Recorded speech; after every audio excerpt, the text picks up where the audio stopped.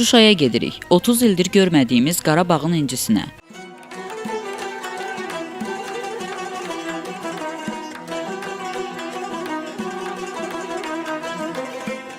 Hər kəs qürurludur. İllərdir həsrətində olduğumuz doğma vətənimizə gedirik. Sanki təbiət də bizim gəlişimizə sevinir. Havanın temperaturunun -2 dərəcə olmasına baxmayaraq, Şuşa öz istiliyini bizə verir. Zəfər yolu ilə Şuşaya qalxırıq. Dilatır qəlbimizin ən şirin arzuları, dilatır qəlbimizin ən şirin arzuları, anadır arzulara. Yola baxdıqca Azərbaycan ordusunun necə çətin bir vəziyyətdə bura gəldiyinin şahidi oluruq. Çətin relyefli yollar, sıldırımlı qayalar və bir daha deyirsən, Allah şəhidlərimizə rəhmət eləsin, qazilərimizə can sağlığı versin. Allah Müzəffər Ali Başkomandan Prezident İlham Əliyevi qorusun. Danışan dil dodağım tarkalan Qarabağ, Qarabağdan Qarabağa yurdum.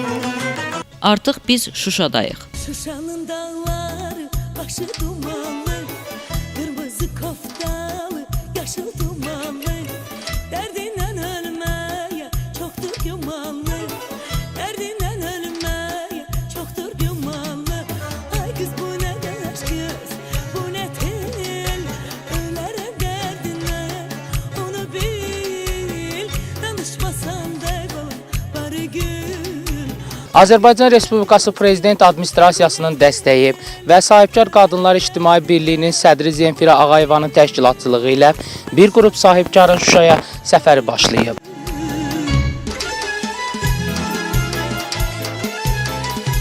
Şuşaya gələnlərin hər birinin üzündə təbəssüm var, sevgi var. Dəmir yumruq əməliyyatı ilə başlanan Vətən müharibəsində Azərbaycan qələbəni döyüş meydanında şəhidlər verərək qazandı. Şəhidlərimizin qanı bahasına, igid oğullarımızın qəhrəmanlıqları sayəsində ordu və xalqımızın birliyi, Müzəffər Ali Başkomandanımızın qətiyyəti və uzaqgörən düşünülmüş hərbi diplomatik siyasəti nəticəsində düşmən işğalından azad edilmiş Şuşa şəhərində bugün həyat qaynayır.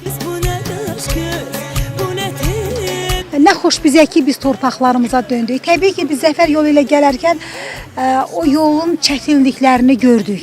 Düşünün ki, o yol hazır olmadan bizim igid oğullarımız bu basılmaz, alınmaz Şuşa qalasını yenidən necə bədnamların əlindən ala bildi. Mən düşünürəm ki, əgər bu günlərin bizi buradayıqsa, bugün bizdən 2 kilometr kənarda Xan kəndindən bizi seyr edə bilən niyyətli qonşular bizim bura gəlişimizi görürlər və onların bax gördüyünüz o bayraq onların qəlbinə sancılmış bayraq kimi görünür. Çünki düşünün, sağdan soldan baxanda Azərbaycan bayrağı dalğalanır və hər alınan torpağa sancılan bayraq Paşinyan kimlərin qəlbinə sancılmış bayraqdır. Prezident İlham Əliyevin sərəncamı ilə Azərbaycanın mədəniyyət paytaxtı elan edilmiş Şuşada quruculuq, təmir, tikinti, bərpa işləri geniş vüsət alıb. Şuşada olduğum üçün çox xoşbəxtəm. Burada duyğularımı dilə gətirməkdə çətinlik çəkirəm, çünki kəlmələrlə izah etmək o qədər çətindir ki, yəni qürur vericidir, sevinç hissi ilə doluyam. Təşəkkür edirəm hər kəsə bizə bu şəraiti yaratdıkları üçün. Ermənistan Silahlı Qüvvələrinin 1992-ci ildə Şuşanı işğal edərkən Üzeyir Hacıbəyli, Xurşudbanu Natəvan və Bülbülün gülləbaran olunduğu heykəlləri də Şuşaya qaytarılıb.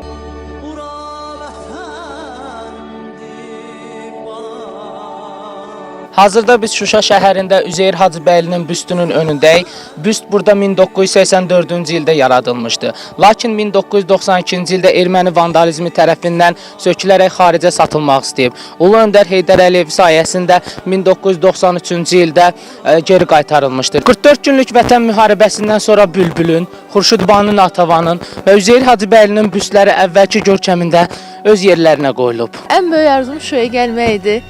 Çox şadam ki, mən bu müqəddəs torpaqlara ayaq qoymuşam. Allah şəhidlərimizə rəhmət eləsin, qazilərimizə can sağlığı versin. 28 il qəlbimizdə bir ağrı, bir niskil yaşadıq. Bu il ərzində bir anda olsun Qarabağı unutmadıq. Onun nə vaxtsa qayıdacağına ümidsiz olmadıq. Həmişə işğal altında olan torpaqlarımızın azadlığını düşündük. Arxada qoyduğumuz illərdə, bütün bayramlarda, bütün mərasimlərdə bir arzu, bir diləyimiz oldu. Gələn il biz bu bayramı işğal altında olan torpaqlarımızda Şuşada qeyd edək. Bu kəlmələri deməkdən nə yorulduq, nə də usandıq. Əksinə, yurt həsrəti bizi daha da mübariz etdi. Qarabağın tacı olan Şuşa şəhəri 2020 2021-ci il noyabrın 8-də erməni vandallarından azad edildi. Bu, erməni faşizmi üzərində qazandığımız tarixi möhtəşəm qələbə oldu. Rəhmiyə Hüseynova, Şəmistan Fikrətli, Elbrus İsmailov, Dünya TV.